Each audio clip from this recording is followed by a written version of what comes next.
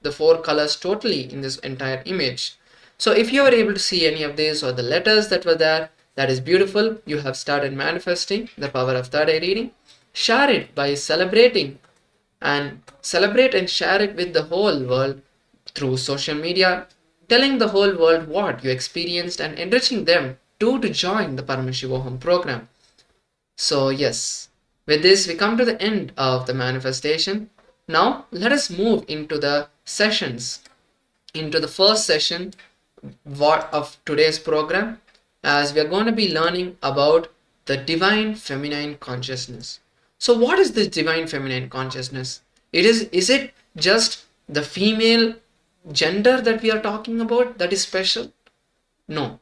The female gender or the male gender is just the different physical differences between two human bodies, but the feminine consciousness is there in each and every one of us, regardless of gender or ideology.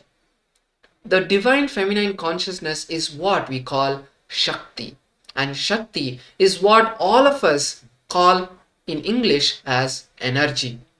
Energy to do everything, whether it's the smallest action of our cells moving and reproducing, or is this whole planet and cosmos rotating around KAILASA. Whatever it may be, it is Shakti that is manifesting this aspect of life. So with this energy that we all have, how do we experience this? How do we express this in our daily lives? And how do we manifest our realities with this divine feminine consciousness? What benefit does it give in our life? That's what we're going to be learning in today's sessions. So be in the space of listening now, as we now understand and learn directly from the Supreme Point of Hinduism the secrets of the divine feminine consciousness. Feminine energy. As per the Supreme Point of Hinduism, feminine energy is enlightenment. Feminine energy is not confined only to women, and just by having female body, one doesn't radiate feminine consciousness. It is beyond. Even whether you are in a male body or in a female body, you can manifest this divine feminine consciousness in you. So this feminine consciousness is elaborately explained by the Supreme Point of Hinduism in today's session. So we will be learning the deeper truths, the deeper powerful cognitions about the feminine consciousness.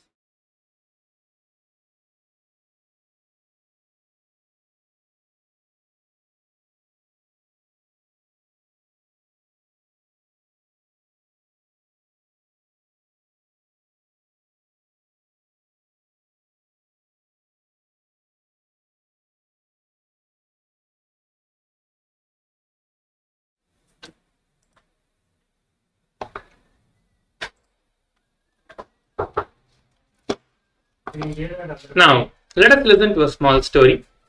One king lived. He did not have kids. So he wanted to choose one person from the kingdom to train and put him as king. He announces to the whole kingdom to gather, and he announces a challenge competition.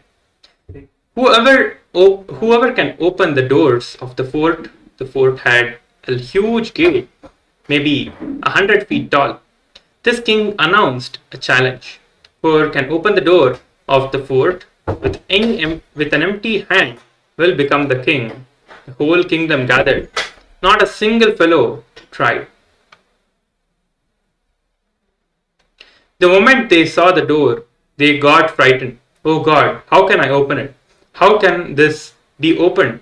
Because always they have seen the door being opened by 2 to 3 elephants or with a lot of effort. They never saw the door being opened by one person. Nobody tried. One young man decided, why not give it a chance? Why not give it a try? When he went and pushed, the door automatically opened because the door was never locked inside. It was never locked inside or sealed inside. Usually the sides you see was not seen. He just opened. The easiest path to enlightenment is by awakening the divine feminine energy in us. What is feminine energy? What is the feminine consciousness?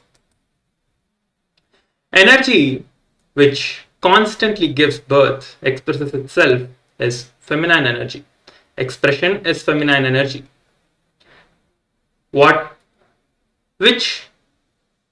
And this feminine energy has two aspects, which gives fulfillment physically as beloved, which gives fulfillment emotionally as a mother. This is what is symbolized when deities are shown of having two concerts representing the expression of two aspects of feminine energy. The base, the very being, the very basic thing of the human consciousness, it can play the both roles. When you awaken the feminine consciousness in you, you radiate both physical fulfillment and emotional fulfillment. In divine feminine consciousness, now this is a story of Arunachalam, the story of feminine energy. In Devi, the feminine energy is awakened and she becomes Ardhanarishwara. The scripture does not say when masculine energy is awakened, it says when feminine energy is awakened, she becomes Ardhanarishwara, became part of Shiva. Devi experienced enlightenment. When a woman experiences fulfillment, she experiences beloved aspect and mother aspect completely. When both aspects awaken new consciousness in a person, the being experiences complete fulfillment and complete completion, which is the space of experience of the enlightenment itself. If you are missing mother dimension, just beloved dimension cannot fulfill you. A person who can experience and express both dimensions is Ardhanarishwara, who is the complete fulfillment. When man becomes enlightened, he becomes leader. When woman becomes enlightened, she becomes mother and beloved. She radiates both dimensions when she becomes enlightened. Any pleasure which you feel inside without any external need is feminine energy. Whole cosmos is symbolized as Brahmanda Yun, cosmic feminine energy. Now,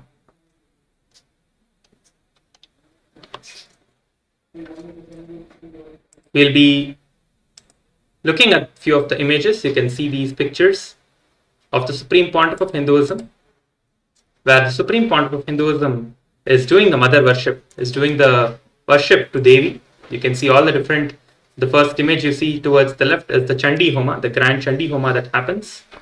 The Supreme Pontiff of Hinduism made humanity experience divine feminine consciousness by performing Vedic fire rituals of Chandi Homa and at the Rajarajeshwari temple in Tiruvannamalai in India. This happened in 2007. 2000 on the November 7th.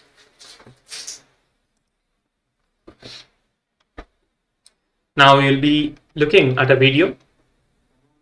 We are going to be watching a video of the Supreme Pontiff of Hinduism. Please sit with your head, neck and spine in a straight line.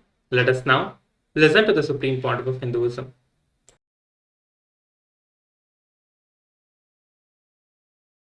Enlightenment. I'll first describe the feminine energy, then woman gender. See, woman has more possibility for feminine energy. Otherwise, feminine energy is not confined only to women. So understand the depth. In each one of us, there is an energy which constantly gives birth, expresses itself. Expression is feminine energy. All the adjustments need to be made for the expression is masculine energy. Please understand. The place needed should be created. Means naturally the old has to be removed. The destruction. All that work is masculine energy's work. But the very expression is feminine energy's work.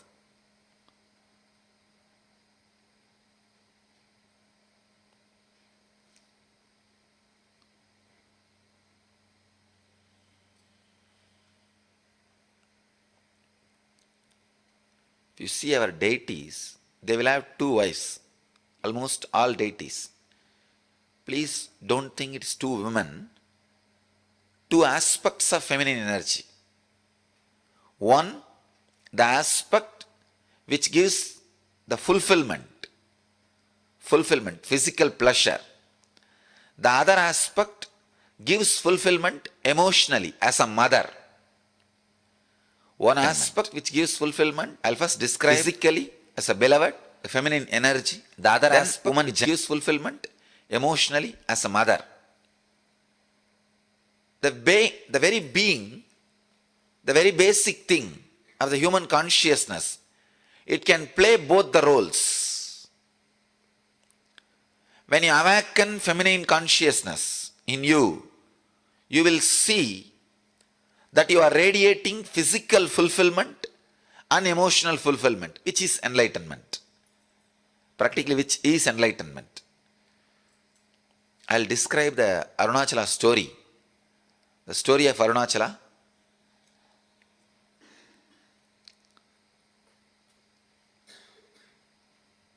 The whole Arunachala story is story of woman, story of feminine energy.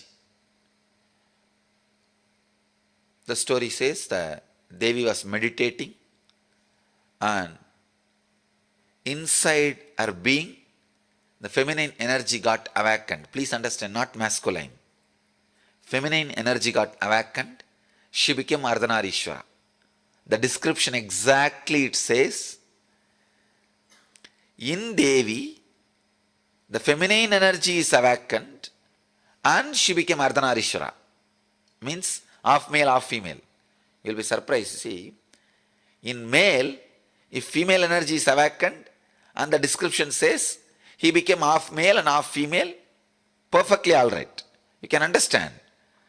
But the story says, in Devi, the feminine energy, the feminine Shakti is awakened and she became Ardhanarishwara.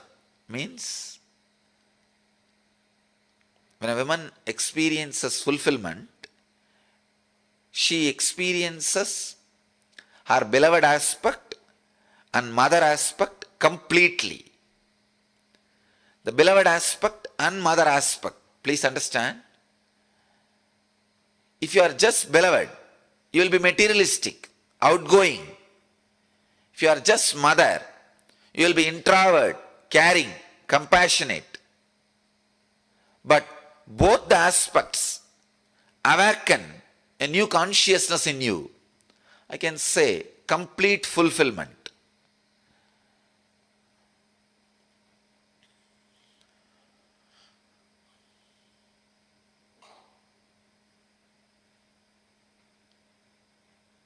I think with this one example you will understand. All of you can understand.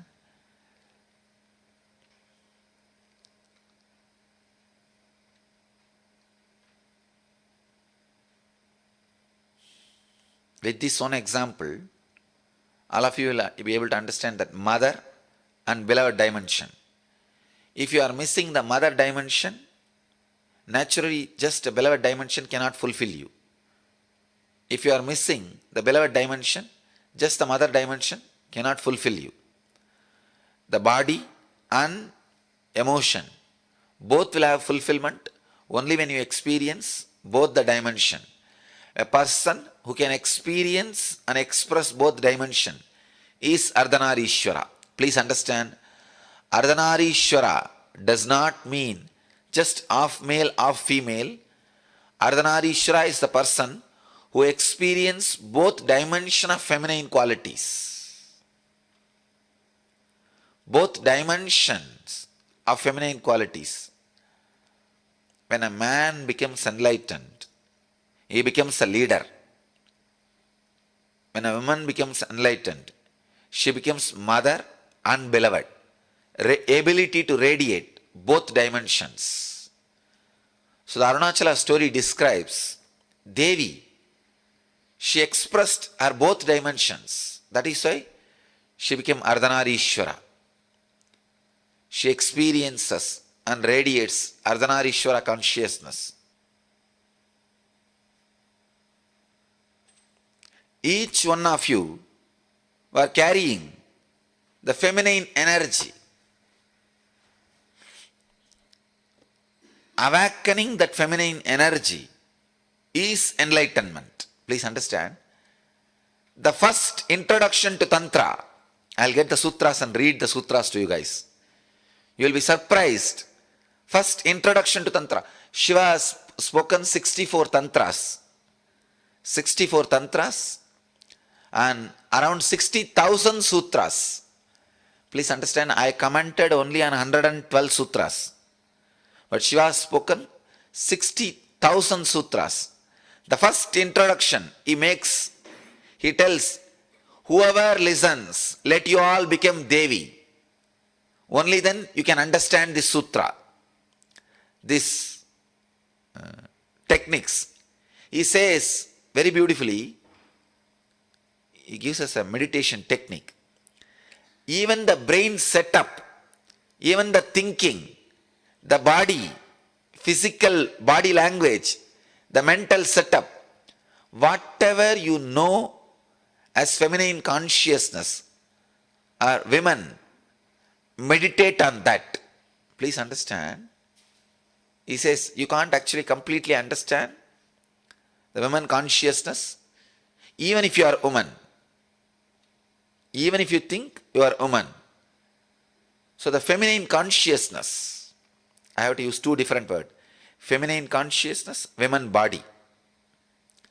Women body has a more possibility for feminine consciousness. That does not mean just because you are in the women body, you experience or express feminine consciousness. When Shiva starts the Tantra, first thing he says, intensely meditate on the feminine consciousness. Whatever idea you have about the feminine consciousness, live. And Ramakrishna, he practiced this technique. If you have read Ramakrishna's biography, you will understand. He says, 9 months he practiced the technique. He really became woman. Not only feminine consciousness, he became woman. He says, the complete circle of energy, the complete circle of energy happened in me in that 9 months. He says that completion of energy happened in me in that 9 months.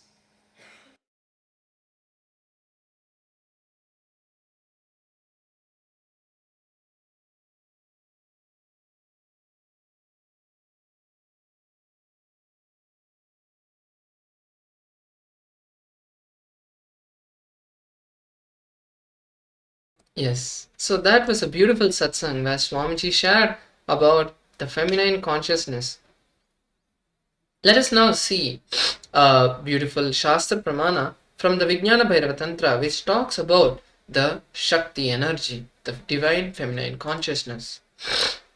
The verse is the 18th verse of the Vijnana Bhairava Tantra, which says, Shakti Shakti Matar Advad Abhedah Sarvada Stitaha Astha Dharmitvat Parashakti Paramatmanaha.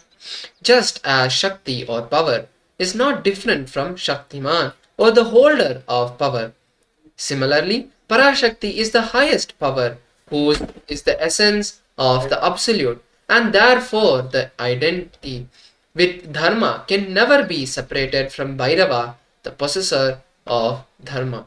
So this is the beautiful Shastra Pramana. You can all now have a look of the Shastra Pramana.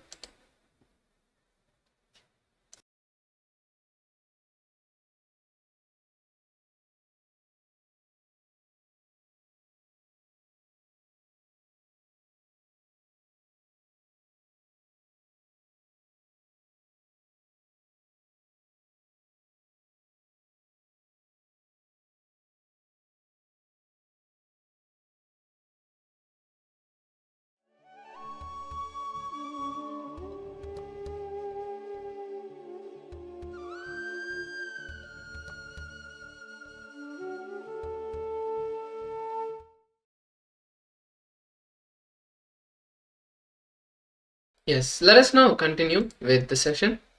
So, when we now are going to be hearing a beautiful story of the Pramana, the great masters and acharyas who experienced, who followed this path of the Sanatana Dharma and experienced the ultimate manifestation. So here is the beautiful story of Bhagavan Sri Ramakrishna.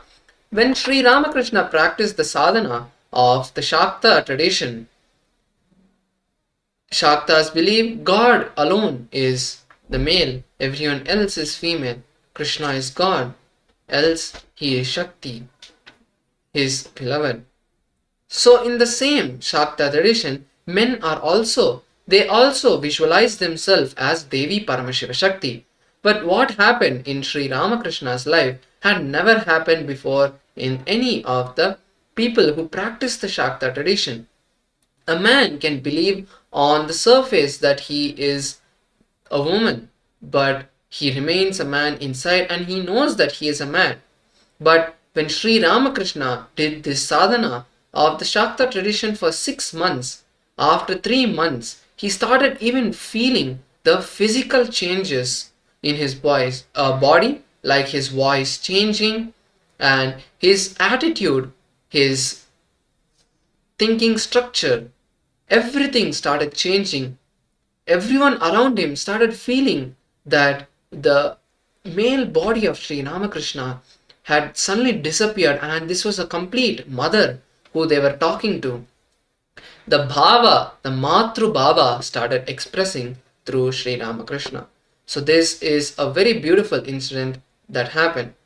Even Swamiji experienced the beautiful Shakta tradition, and basically, if you see in all of the rituals that Swamiji does, he follows the Shakta tradition. When Swamiji was just a few years old, he had the darshan of of Devi Paramashiva Shakti and the Sri Yantra.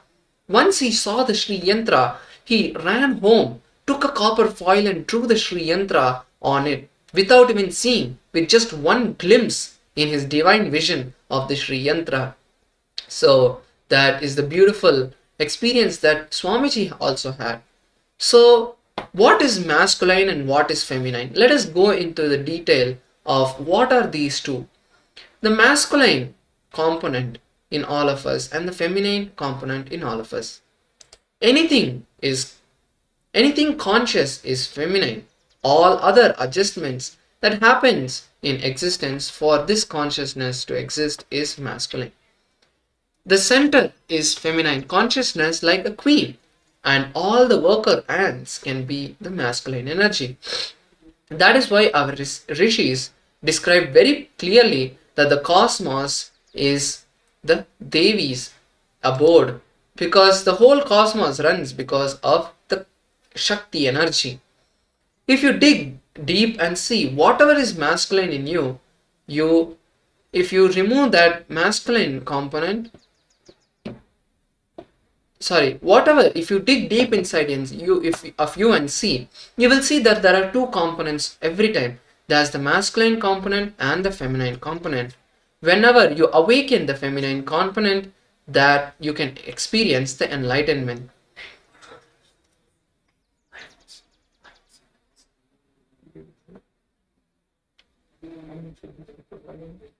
So all of us have two parts. One is life, the life which pulsates in you, which is the living energy in you, which is shining as light in your eyes, which is giving you the feeling of I am.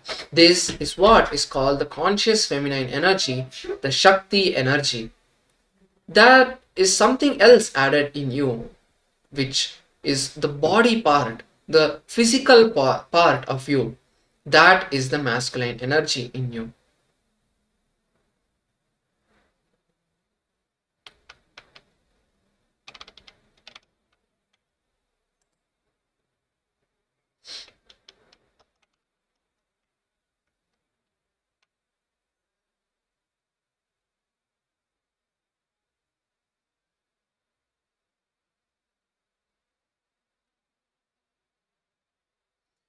So the biggest calamity that has happened in the society is the role of woman needs to be played.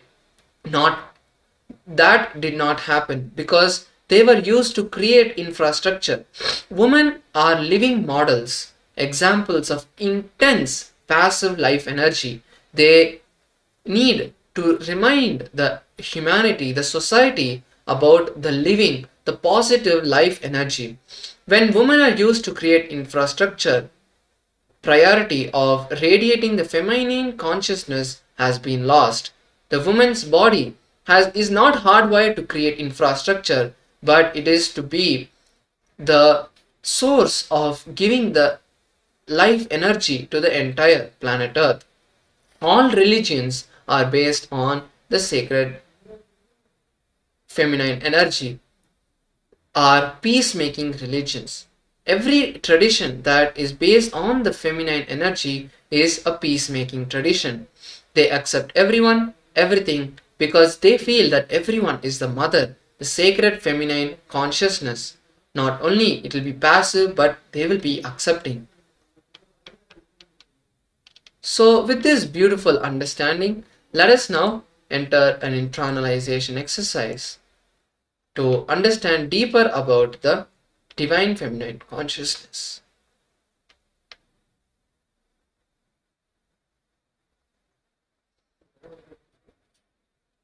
So, anything that is feminine inside you in your life, which is passive, which it does not need anything from the outside, that is your true self. Anything which you need from outside, the physical matter, is the masculine. Look into your life and identify the aspects of your life which you have expressed your masculine energy. Look into your life and identify the aspect of your life which you have experienced as or expressed as the feminine energy. And anything which is masculine, if you just decide to drop it, you can experience. Means drop it is not leaving it or disowning it, but dropping it is disowning your identity with that particular object. Meaning your body, whether it's your body, your wealth, your creations, anything that is there with you, if you decide that you are not that, that is an independent intelligence separate from you. You are Paramashiva. You are the source of everything, but you are not that. When you start feeling and experiencing that, you will experience the space of enlightenment. So, with this beautiful understanding, let us now start to see and write down the three different components that we experience in our life. Please begin.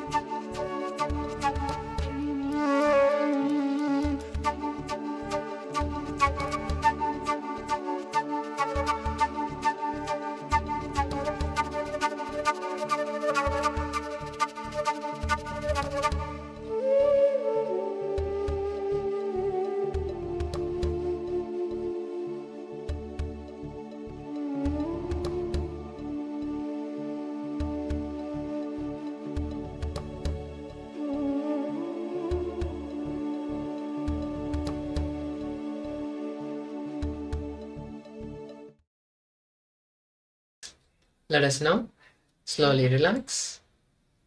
And I hope all of you have completed the process. Let us now move into the power manifestation to drop all of these patterns that we have written and experience the real power of the Shakti, the dynamic activity that we are all experiencing, the energy of Paramashiva.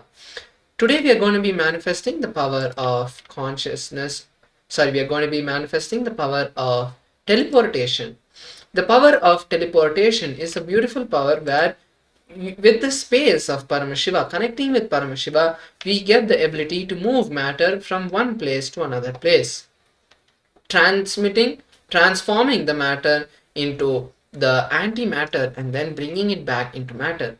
This is one of the most beautiful powers and experiences that we can see, because outside scientists in NASA and other big institutes are trying to create antimatter, and it takes billions of dollars to just create a single gram of antimatter. But here, with the blessings of the Supreme Founder of Hinduism, with the power of teleportation, we are having the ability to transform matter into antimatter and then bring it back.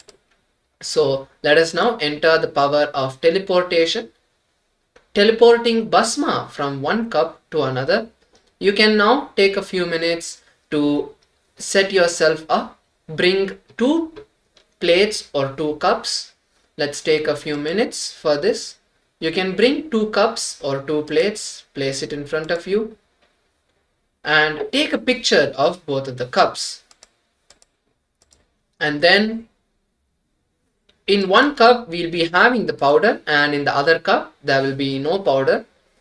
So once you have taken picture for the verification process, we are taking the picture. So once we take the picture, then we will be connecting with Swamiji, connecting with Paramashiva, requesting them to manifest the teleportation, and then after the manifestation we'll be verifying.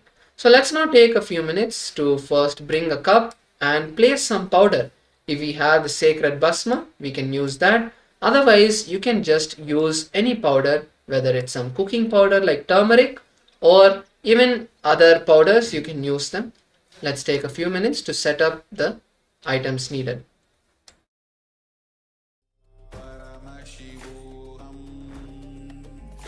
Om Nithyananda.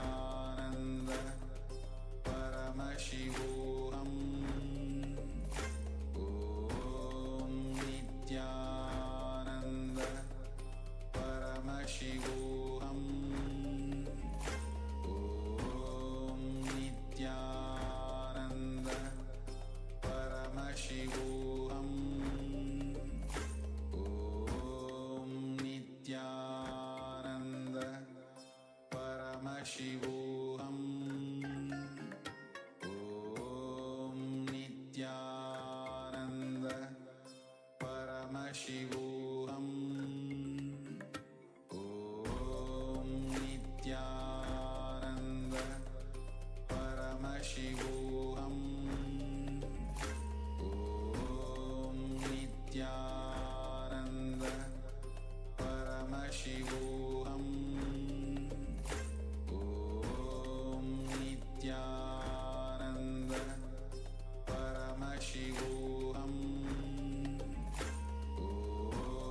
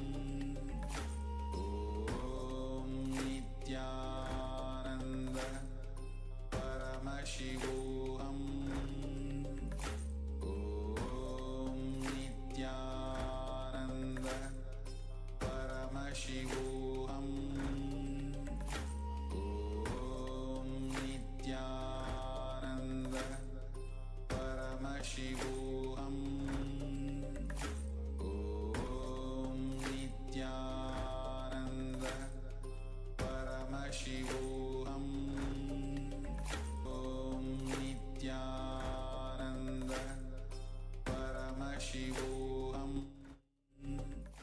Om Nithyananda. Yes. So now let us move into the power manifestation itself. Before that, let us see the Shastra Pramana, the scriptural reference for this power. The beautiful scriptural reference is from the Spandakarika, Vibhuti Spanda, which is the 3rd chapter, Sutras 34 and 35, where Paramashiva beautifully gives us the translation and beautifully gives us the technique to manifest the power of teleportation. Let me now chant the Shastra Pramana for all of you and then give you the explanation of the Shastra Pramana. Yata hi arto sputo drishta savadane pichetasi bhuyasputaro bhuti swabhalo yoga bhavitaha tatha yat paramarthena yena yatra yathastitam tattatha balamakramya nachirat sampravartate. The beautiful translation for this goes as, indeed, just as an object or a state of matter which, in spite of all awareness or attentiveness of the mind, is perceived and seen indistinctively at first and then appears to manifest more distinctively and clearly when observed with the strength of one's visual power, so when the yogi resorts to the power of spanda, the dynamic activity in its highest essential nature of oneness with Sadashiva, then whatever thing or object or even idea which is static matter exists in its highest dimension in whatever form which one seeks to know or manifest, whatever in whichever place or time, in whichever state or dimension, that thing or object at once, not after long, appears and manifests in the very way by the nature of its strategic existence. So, this beautiful Shastra Pramana given by Paramashiva explains not just the power of teleportation but even the science of what scientists now call as quantum theory. In this beautiful Shastra Pramana, Paramashiva says, in the first few lines, he says that indeed, just as any object or state of matter, in spite of attentiveness of the mind, is perceived indistinctively at first. Here Paramashiva says that even any object that is there in our vicinity, that is there in our space, when we gaze, when we see that particular object, it is not in that state. It appears very indistinctive. What does this mean? This means that any object is not in a declared state at any moment in time. It is in a quantum state. It can be in any state that it wants. For example, there's a scientific explanation for the quantum theory which says, like, for example, if you take a cat and put it inside a room with some poisoned food, and if you close the door, making sure that there is no cameras in that place and you have no way to come and check if the cat is alive or not, then you cannot say whether the cat is alive or dead until you open the door and see if the cat is alive or dead. So in the same way, any object at any time is indistinctive. So you cannot, it is not in a physical or a particular state, it is in the quantum state. And then Paramashiva says, by the ability of the Shakti, which is the dynamic activity, we decide with the power of our perception how or in what state that particular object should be in, based on how we are creating our realities. Paramashiva then says that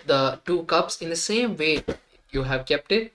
Do not disturb them. Allow yourself to be in the same space of requesting Paramashiva to teleport. Maybe at the end of next session, we can once again check. Now just see if there's teleportation has happened. If anything has happened, beautiful. Celebrate by sharing it in the social media and even the Zoom chat so that we can know how you have manifested. So with this, we come to the end of this beautiful round of manifestation. And now we'll be moving into the next session. So continuing with the same understanding of the feminine consciousness, let us now see Matrubhava. What is Matrubhava? We even heard of it in the last session where Bhagavan Ramakrishna experienced the Matrubhava. But what exactly it is and how is it going to have any effect or benefit in our life? Let us see the beautiful concept of Matrubhava. Sanatana Hindu Dharma is mother worship tradition. Swamiji very clearly says that the Sanatana Hindu Dharma is a mother worship tradition, and in all aspects there is mother worship. There are various attitudes, bhavas, techniques, methods to connect with the divine, higher consciousness, but nothing like Matrubhava, connecting with the mother. Matrubhava means mother worship, the mother connection. Matru means mother. Bhava means feeling connection. Matrubhava means feeling connection with the cosmic mother, relating with the cosmic mother, relating with the cosmos as mother. So in the Ishavasya Upanishad and the Kena Upanishad, both of these are the first Upanishad, the first and second Upanishad of our scriptures. Both of them introduce Matrubhava. And in the Mrigendra Agama also, the science of Matrubhava is explained. So the verse goes as Tamashakthyadhikaransya nivtestat priyamachyutau vyanakti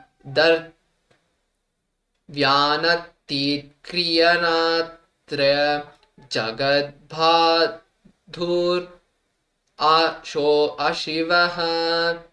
So the beautiful translation for this goes as Lord Shiva, who lovingly shines forth as the affectionate father and mother of the world and the worldly beings, who is the ultimate Lord to free the souls bound with the three impurities, brings out the fullness of unfolding of the power of all knowing and all doing.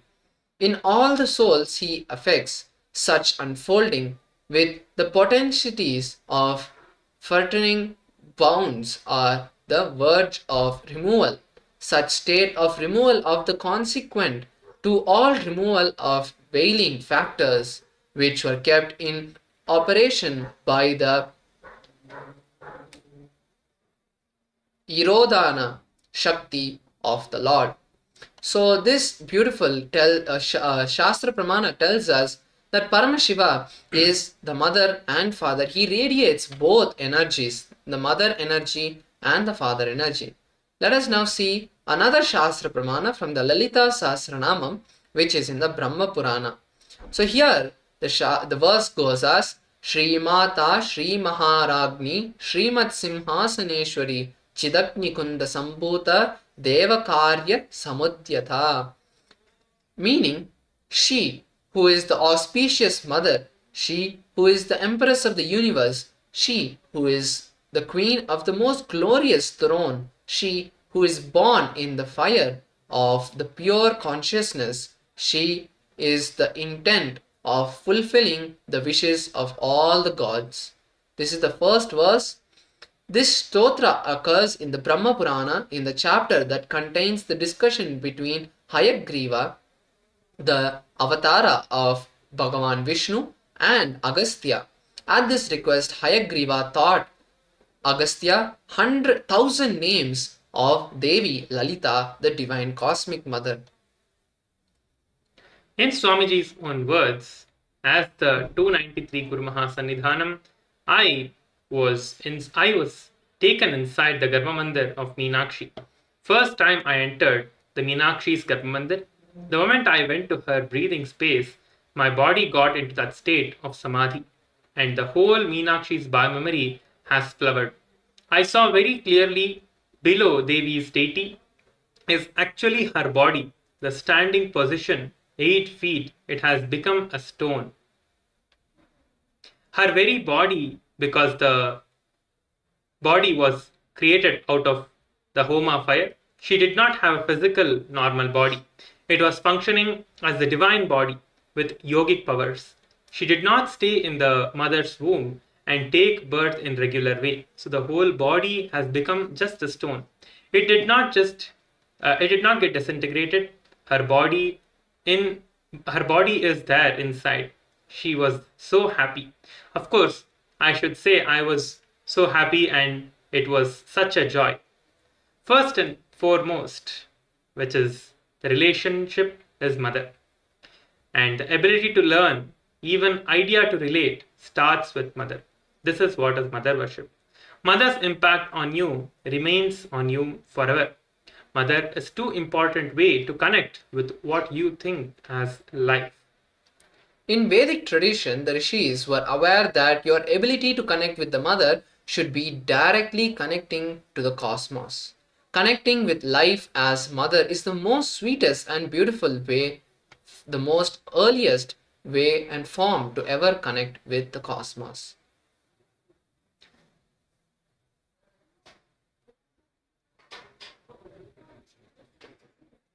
Now, let us listen to this. My child was full of spiritual experiences, amazing spiritual masters. But I tell you, I find most easiest, most powerful, most inspiring, most exciting way to connect with life as the form of mother worship. This is directly by the Supreme Pontiff of Hinduism, where he himself is a Shakta, who is a mother worshipper. If you want peace and healing in your inner space, choose a mother worship. Even with your guru or your Ishtadevata, choose Ishtadevata as the chosen favorite god. Relate as mother. You will see the kind of healing in your biomemory, the kind of healing in your biomemory, it will lead to extraordinary healing and unimaginable healing, which is the extraordinary completion and unimaginable completion. These are the direct words of the Supreme Pontiff of Hinduism himself. So Swamiji continues to say, I myself have a great mother, an amazing connection with life in the form of mother. Even Arunagiri Yogishwara, he was so much like a mother for me than a guru. Raghupati Yogi, an old yogi, so much motherliness I experienced with him than his Guru Giri, meaning than him being a guru. Mata Vibhudananda Puri, an elderly woman, naturally, Swamiji was able to feel so much of motherliness that she radiated. Be a child to life. Be a mother to people you are giving life. You will bring so much of healing and completion to the planet Earth wherever you move, whatever you do. Basically, I myself am a Shakta, mother worshipper. My spiritual practice started only as a Shakta, mother worshipping, and the former initiation I had is the Sri Vidya tradition, which is the Sri Vidya Parampara, also a mother worship tradition. So why should we relate with cosmos as a mother? Why should we relate with life as a mother? It brings completion to you and others with motherliness. Motherliness of the people experience that. So much motherliness is radiated by you when you connect and relate with cosmos as a mother. The air you breathe will bless people. People who you see will experience love and compassion. If you perceive motherliness in the form of God or Guru and radiate that motherliness to the people around you, you will have success in life. The game of completion, you will be successful in that. You will bring so much of completion in your life and the life of others, so much of completion to you and everyone around you. Mother worship tradition are non-violent traditions. Only mother worship traditions are non-violent traditions on the entire planet Earth. This is the most non-violent traditions. With mother worship, so much healing happens in your heart, so much completion is experienced in your body, biomemory. So much joy is evoked in your system. Whether it's Buddhist tradition, Jain tradition, or Shakta Sampradaya, in whichever tradition there is mother worship, or you can connect with the deity in the form of the mother. In whichever God in mother form exists, they become non-violent. They are so healing, comforting, and soothing. And the easiest method to connect with the divine is the mother worship. Only with mother worship, your biomemory becomes complete and your whole being is awakened with energy. Shakti. Connecting with the ultimate is much more easy in the way of mother worship than any other method. Any other technique, any other process. Mother worship is the easiest. Devotion is very easy in the tradition of mother worship. It will be so natural as just a flow. So, as we have seen, the mother worship brings completion with the source. All great things start with Devi, the source of I, the identity, all our identity. We all are from the mother and go back to the mother. Only the mother holds the key. Sadashiva is the state, but Adi Paramashiva Shakti decides who experiences that state. Any incompletions you have with cosmic mother only, because she is the source. If you are incomplete about the person who is sitting next to you, it is not about the person who next to you. It's about the source that of that person and you both, the mother and the cosmic mother. So now we have a beautiful satsang where Swamiji is going to share with all of us motherliness is the source of all healing. So now be in the space of listening and write down the powerful cognitions that Swamiji gives us in this video. Let's listen to Swamiji now.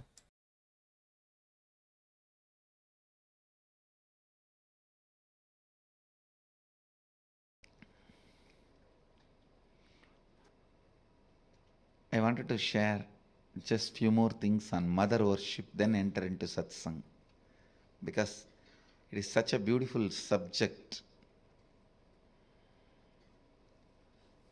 Understand your day-to-day habits, the way you respond, whether you get angry or you are always cool, what for you should get angry, what for what you react politely, how nasty you can get when you get angry, or when you are polite, how you behave, you are good, bad, all these habits. Understand the word habits are from Father. He teaches you. That stays in muscle memory. But how you cognize you, the innermost image you carry about you, comes from mother. It stays in biomemory. Understand? Your behavior, responding patterns are from muscle memory. That stays in your muscle memory. That's from Father. Usually, he educates you about the outer world. He contributes a lot to your outer image. He contributes a lot to how you behave with the world, how you relate with the world, what you should and you should not, vidhi and nisheda, do's and don'ts. Vidhi and nisheda, do's and don'ts. That comes from your father. That is why if you had a father who is unstable, your relationship with the outer world will be very unstable. That comes from your muscle memory. But the way you cognize you, your inner image comes from your biomemory. That stays in your biomemory. Completion with mother only can heal and complete your biomemory. Mother worship is the direct method. Understand? Mother worship is the direct method. That's the word I'll use. Most direct method to bring completion in your biomemory.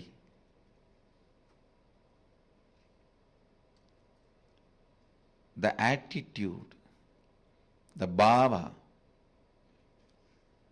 which forms the basis for the way you connect with the life, with the world, the same attitude forms the basis for you to connect with yourself. Please understand, that is what we call karma in Vedic tradition. If you judge, you will be judged. Why, you know? Because the basis with which you relate with the world, the same thing will be the basis with which you will relate with yourself. Don't think when it comes to others you can utter the strong words. When it comes to you, you can just be very cute and friendly. No. The strong words which you utter towards others will be the same strong words you will be uttering towards yourself. Listen. The strong words you utter towards others will be the same strong words you will be uttering towards yourself. The attitude you build towards others will be same. That's the same way you will be relating. That will be the basis for you to relate with yourself also.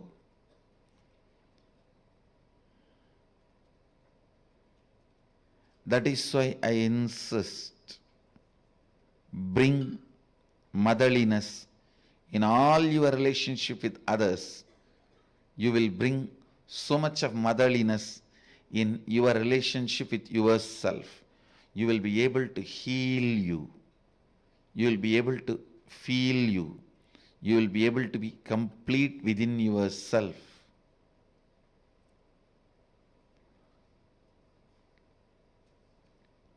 When you bring tremendous healing energy of mother in your day-to-day attitude with everything, suddenly you will see you will become so cool with yourself. I tell you, the best thing can happen to a human being is ability to be cool with yourself. Because you can't be cool with yourself, so much of frustration with yourself, you go on abusing left and right. Anybody comes in front of your eyes. You say, this fellow has cheated me, that fellow has cheated me, that fellow has cheated me, that fellow has exploited me, he has swindled me, he robbed me. Understand? Your inability to be with yourself, your inability to be cool with yourself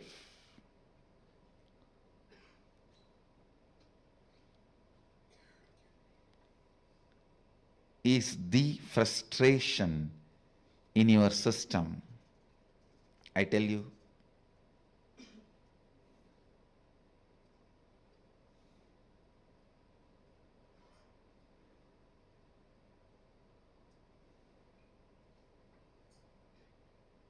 understand? I really want to tell you, bring mother worship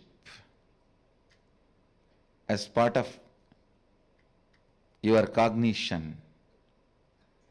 You will be so cool with yourself. You will be so complete with yourself. You will be so settled with yourself.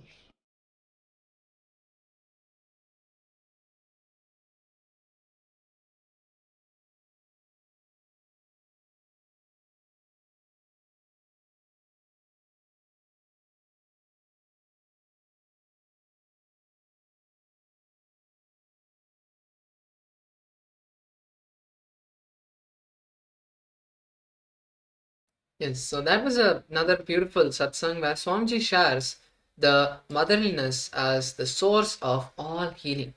So, with this beautiful understanding, let us now enter a small internalization exercise to experience and see how we can start implementing all of these powerful cognitions in our life. Now, pen down all the incompletions with your mother. For each incompletion, pen down the incidents as well, when the incompletions started in you for each incident. Pen down the world and my world, meaning what you experienced, what you felt inside you, and what others saw as their perception. So, this is the first step. So, as we have been requested to write the world and my world, let us understand what is the world and my world. It is important that you write what actually you experienced. What were your thought currents so that you can complete with the thought current that you are feeling, because that is not actually what happened. For example, when you were 5-6 years old, you played in the rain, but your mother dragged you inside the house and gave you a slap, telling that, don't you know, if you play in the rain, you'll get sick, and pulled you inside the house. At that time, your my world is, oh my god, my mother is not even able to bear that I'm happy. She is a demon, or whatever it may be. Whatever is your most authentic thoughts that you are feeling, write that down.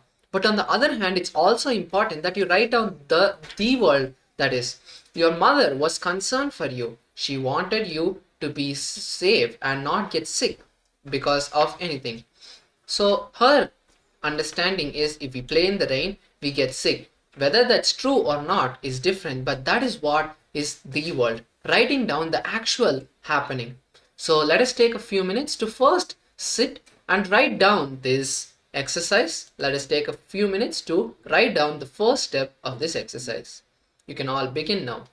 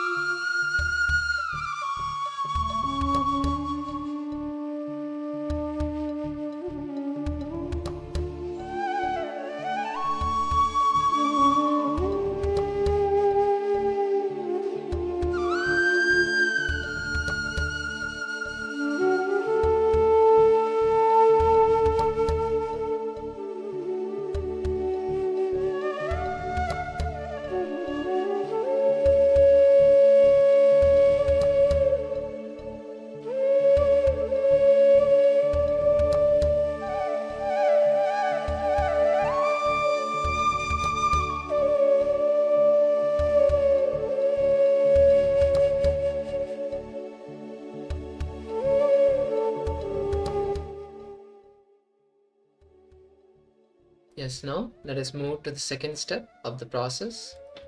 Now sit with Swamiji's photo, even the photo which is currently being projected for all of you. Sit with Swamiji and share all the incidents that you have written down, as if you are sharing and talking to your mother, what actually happened and what you cognized. Let us now take a few minutes to do this. Talk with Swamiji, tell him everything. Think that you are talking to your mother and take a few minutes to do this. Let's now enter the second step of the process.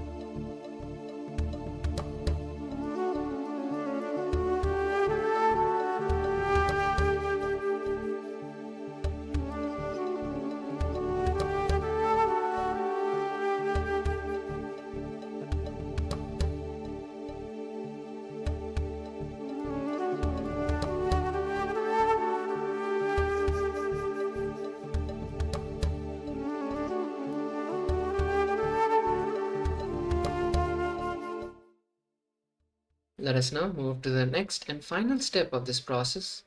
Now actually call your mother if she is still with you. If she is still there, call your mother. Now, if your mother is not in the body, then you can take a mirror, invoke your mother in the mirror and complete with her. You can also perform the Maheshwara Puja, which will be happening soon. You can go to ecitizen.info, events.ecitizen.info/Maheshwara Puja, and in that place you can sign up for the Maheshwara Puja, because the Maheshwara Puja is a ritual where you can complete with your mother, where the supreme point of Hinduism itself completes all the departed souls. But that is for those whose mother is not alive anymore. But for those whose mother is there, even if you have not talked to her for many years, it is okay. Take this time now to break that incompletion, call and talk. Share the most earliest incidents, all of the incidents you have written, and drop all the incompletions. Let us now take a few minutes to do this.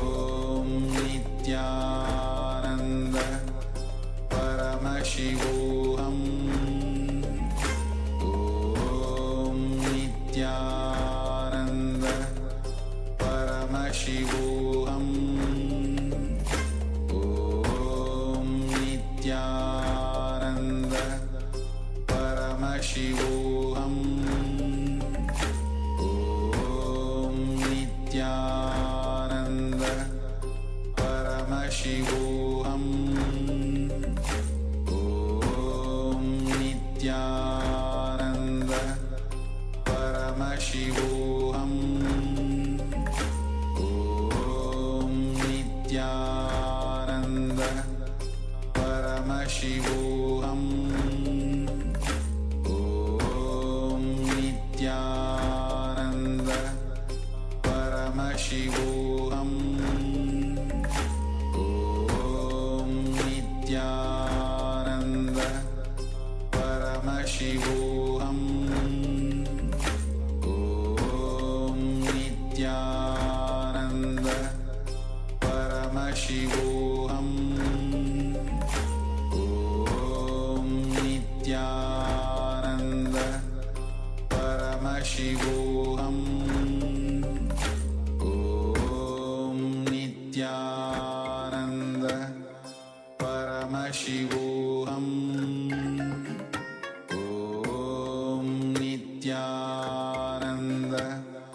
Paramashivoham. Om Nithyananda.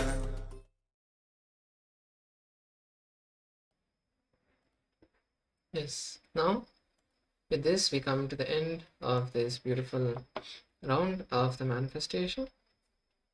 And now, all of us can share on social media what manifestations we have experienced. If we are yet to manifest, that is perfectly fine, as this is just the first time we are manifesting these powers. So, it is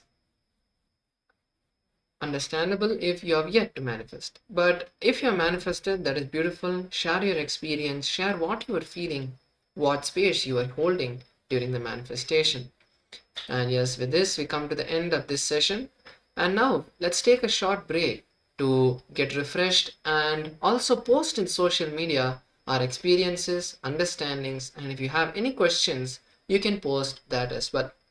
So with this, let's now have a short break, and the next acharyas will be joining us soon. So, Nithyananda. Om Nithyananda.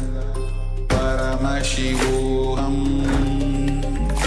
Om Nithyananda. Paramashivoham.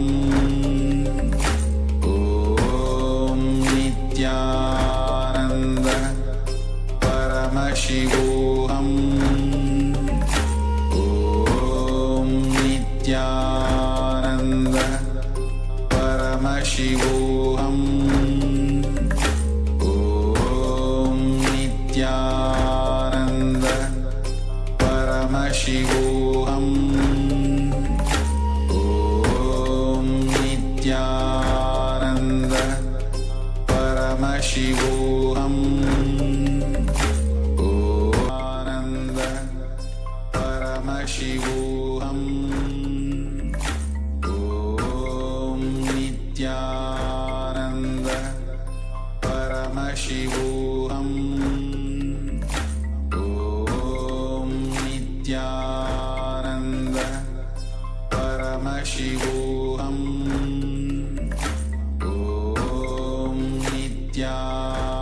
Om Nithyananda. Paramashivoham. Om Nithyananda. Paramashivoham. Om Nithyananda. Paramashivoham. Om Nithyananda. Paramashivoham. Om Nithyananda. Paramashivoham. Om Nithyananda. Paramashivoham. Om Nithyananda. Paramashivoham.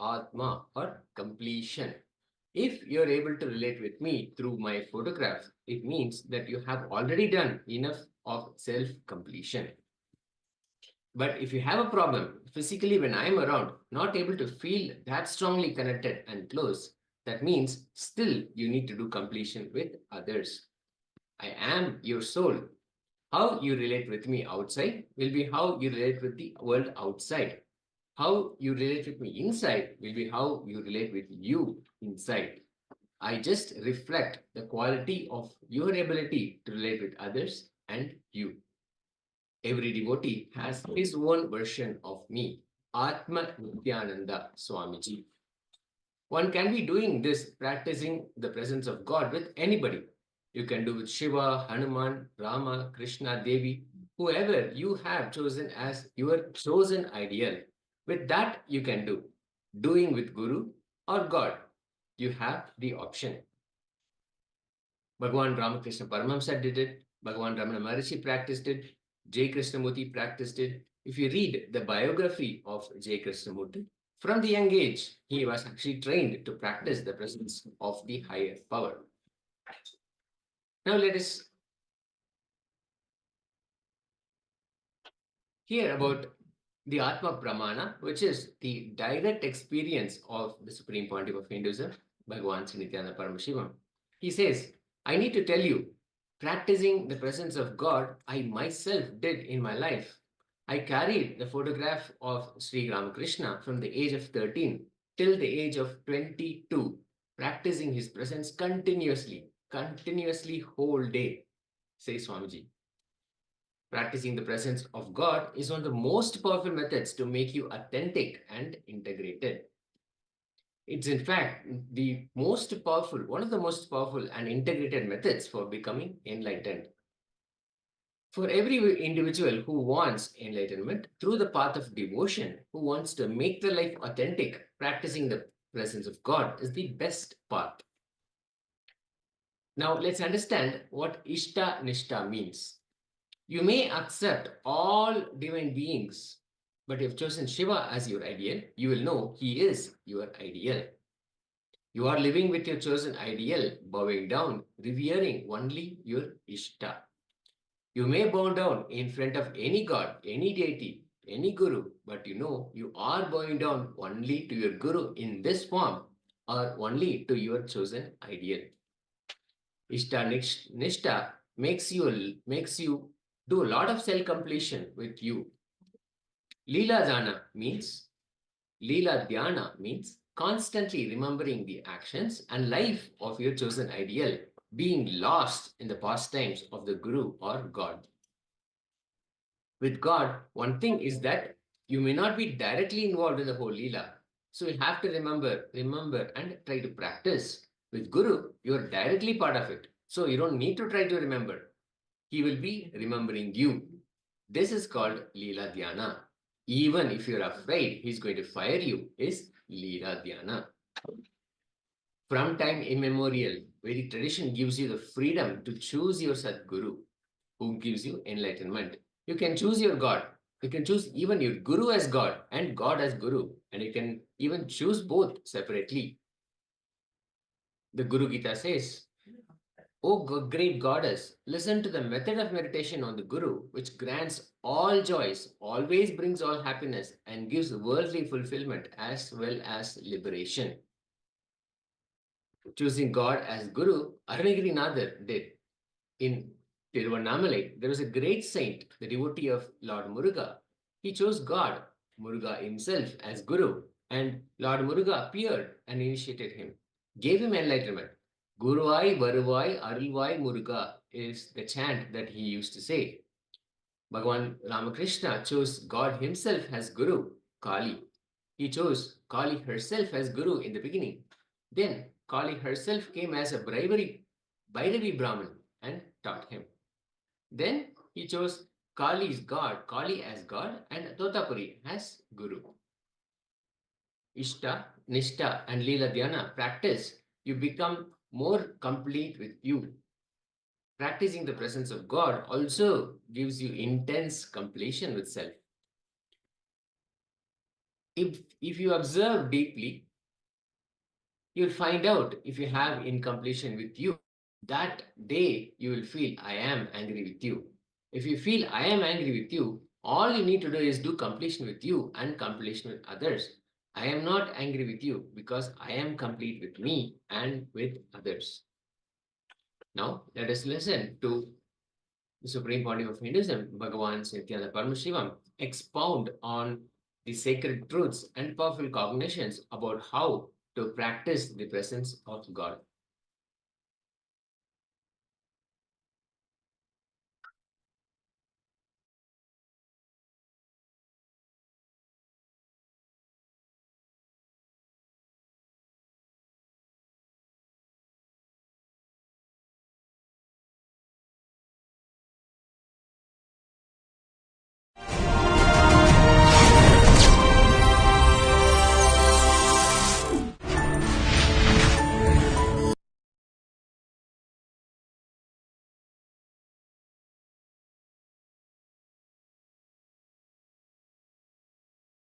आनन्देश्वरसमारम्भाम् नित्यानन्देश्वरिमध्यमाम् अस्मदाचार्यपर्यन्ताम् वन्दे गुरुपरम्पराम्.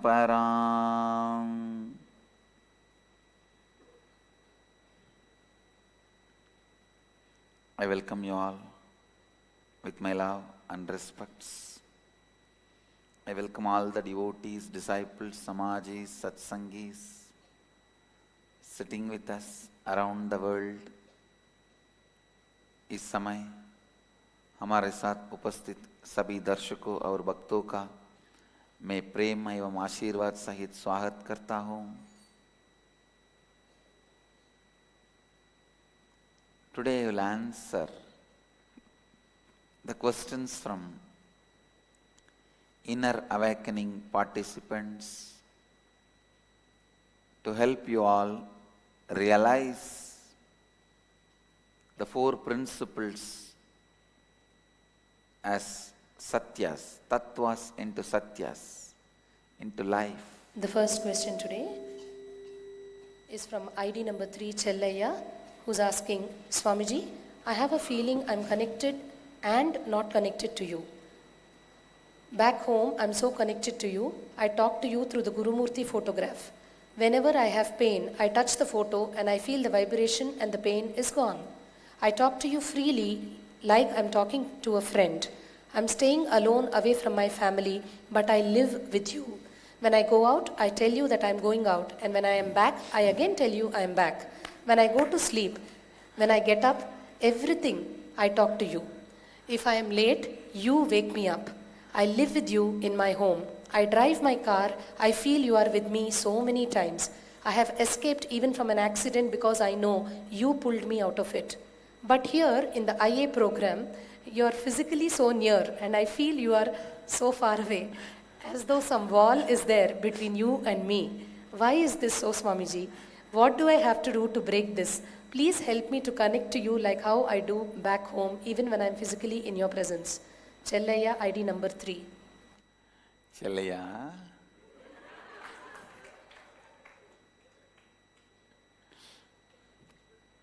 this is a very beautiful question. Right problem to have. See, I always used to tell there are some wrong problems to have and there are some right problems to have. Sometimes people have a problem, I have too many orders, I am not able to supply. Sometimes people have the problem that I don't have any orders, I am just jobless. Which problem is best to have? Having too many orders and not able to supply is the problem to have, good problem to have. See, listen. Now I am expanding on some of the important truths. I represent your innermost soul, Atma, completion. Understand? I represent your innermost soul, Atma, completion.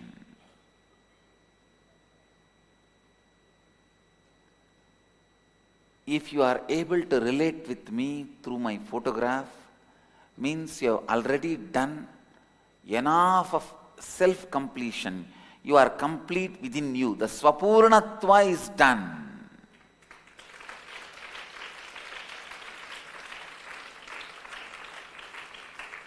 But if you have a problem, physically when I am around, not able to feel that strongly connected and close, means still you need to do Purnatva with others.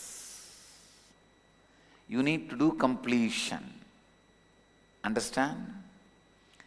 In whatever space you are complete, you will be deeply connected to me. How many have this problem? Please raise your hand, whatever is said. Great.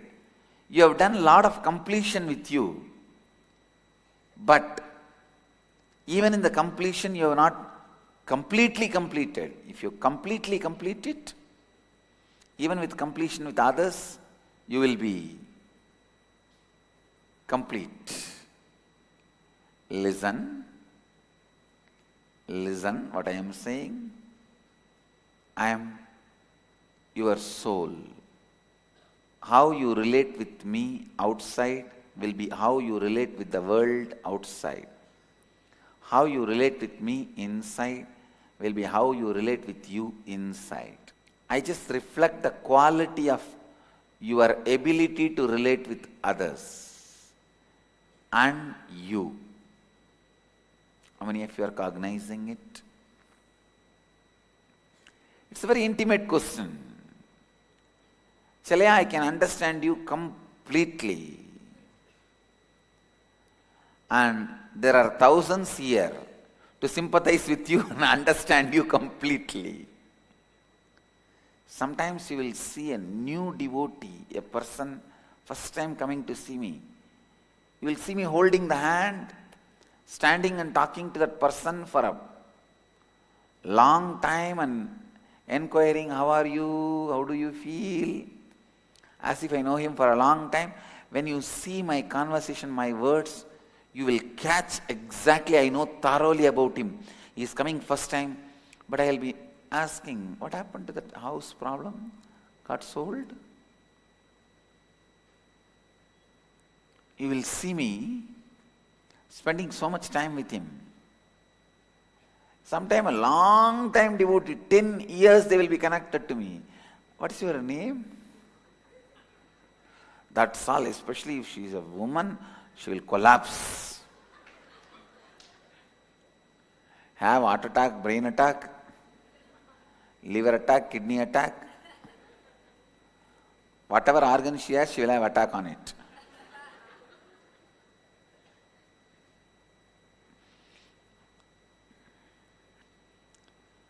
I just represent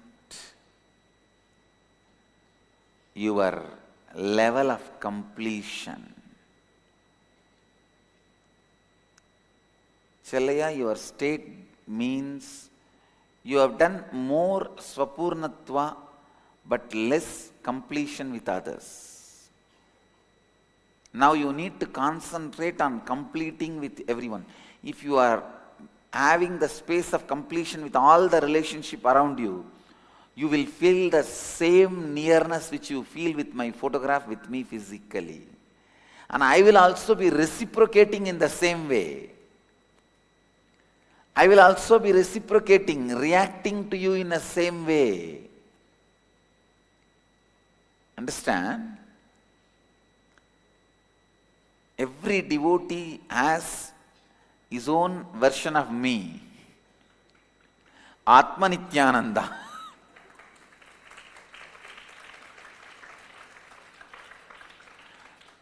With whom they talk, they relate, sometimes talk back for me also. How many of you talk back for me?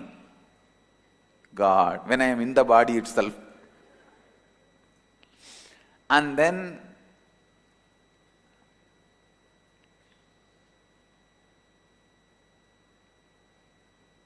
Literally live with me. It is called Ishta Nishta in tradition.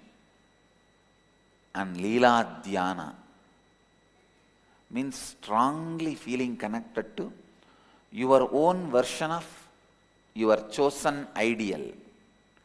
So you are free to choose your ideal in Hindu tradition. You can choose your guru, whoever you want as your guru. Your Kula Guru can't be changed, but Sadguru can be changed. Means Kula Guru means family guru. All family will have one guru, that community guru. Kula Guru is more for training you when you are a child into the disciplines of what to do and what not to do. Like take bath 3 times a day, do Sandhya Vandana, Gayatri Japa. Small instructions. Sadguru is who gives you enlightenment. From the time immemorial, Vedic tradition gives you the freedom to choose your Sadguru, who gives you enlightenment. You can choose your God. You can choose even your Guru as God, God as Guru. Understand? You can choose your Guru. You can choose your God. You can choose your God as Guru and Guru as God, and you can even choose both separately. Choosing Guru as God, we have hundreds of examples. How many have done that? Choosing God as Guru, Arunagiri Nadar did. In Tiruvannamalai there was a great saint, the devotee of Muruga. He chose God, Muruga himself as Guru, and Muruga appeared and initiated him, gave him enlightenment. Guruvai, Varuvai, Arulvai, Muruga. He calls Muruga, the Skanda, Subramanya, as Guru.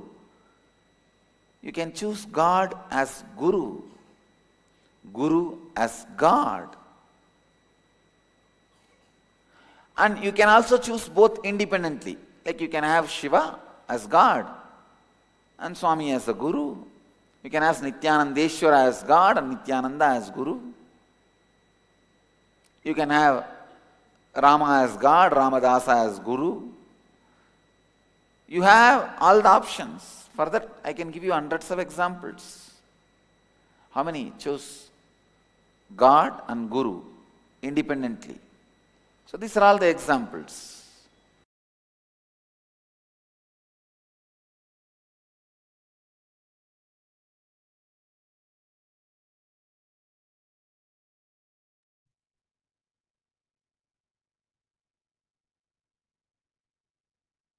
Now, let us further understand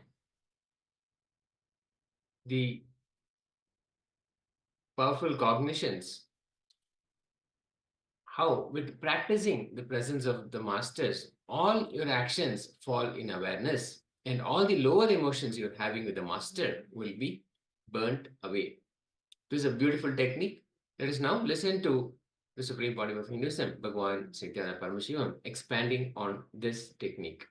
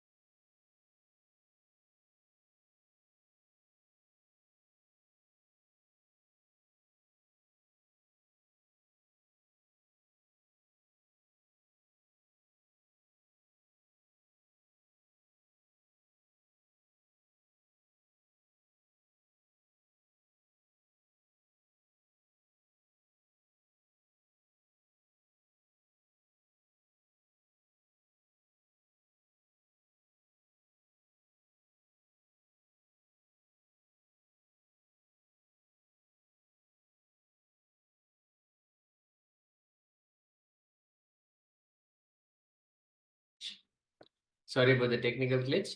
We'll now enter into internalizing the sacred truths, powerful cognitions that we received in this session. Now, if you observe deeply, you'll find out if you have incompletion with you. That day you will feel, I am angry with you. The Guru, Swamiji, is angry with you. Then Swamiji further says, if you feel I am angry with you, all you need to do is completion with you and completion with others. Because I am not angry with you, I am complete with me and with others. Now contemplate on this understanding and write down 25 powerful cognitions. Decide to live in completion with yourself and others. Based on your space of completion, whether you are in completion with yourself and with others, you will also feel how the Guru or the God, your chosen Guru or your chosen God, is relating with you. When you bring completion with you and with others, then you'll have a beautiful way of relating with the God and the Guru. So let us contemplate on this understanding and write down powerful cognitions, 25 powerful cognitions based on this, and make a clear declaration, a decision to live in completion with yourself and others.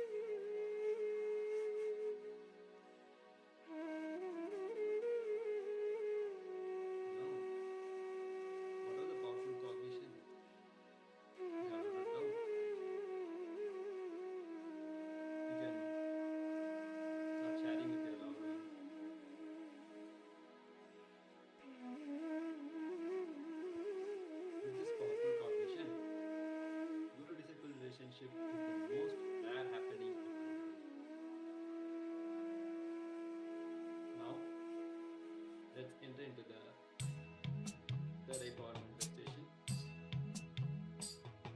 Today's power is teleportation. We are going to teleport or go from one cup to the other cup. Let's follow the guidelines.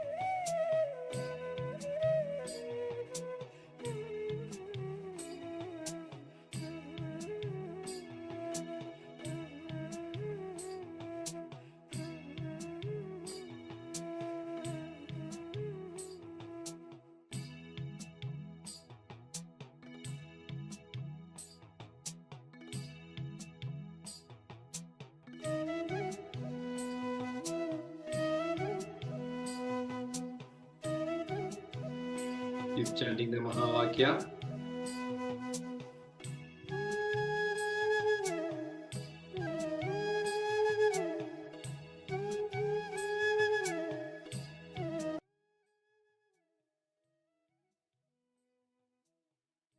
Nithyananda Paramashivoham. Om Nithyananda Paramashivoham. Om Nithyananda Paramashivoham. Om Nithyananda Paramashivoham. Om Nithyananda Paramashivoham.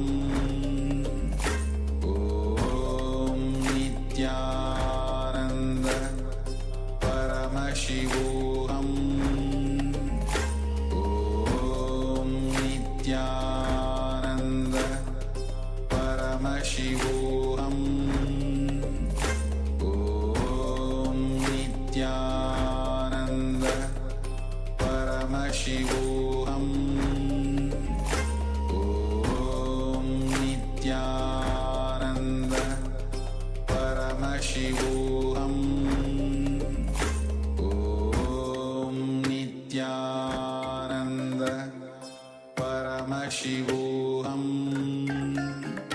Om Nithyananda Paramashivoham. Om Nithyananda Paramashivoham. Om Nithyananda Paramashivoham. Om Nithyananda Paramashivoham. Om Nithyananda Paramashivoham. Om Nithyananda Paramashivoham. Om Nithyananda Paramashivoham. Om Nithyananda Paramashivoham. Om Nithyananda Paramashivoham. Om Nithyananda Paramashivoham. Om Nithyananda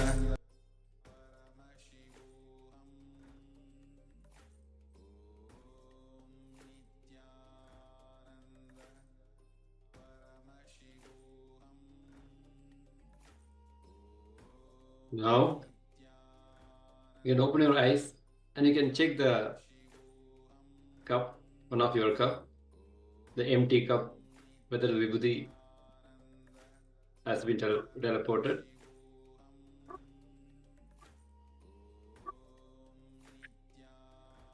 Whoever has manifested the power, you can share your experiences. If you are in the Zoom, you can put us a message. If you're watching in YouTube, you can share your experience in your social media with the hashtags, hashtag KAILASA, hashtag Paramashivoham, hashtag Nithyananda. Now, we come to the end of the session. Please stay tuned for the further upcoming sessions. We can take a short break.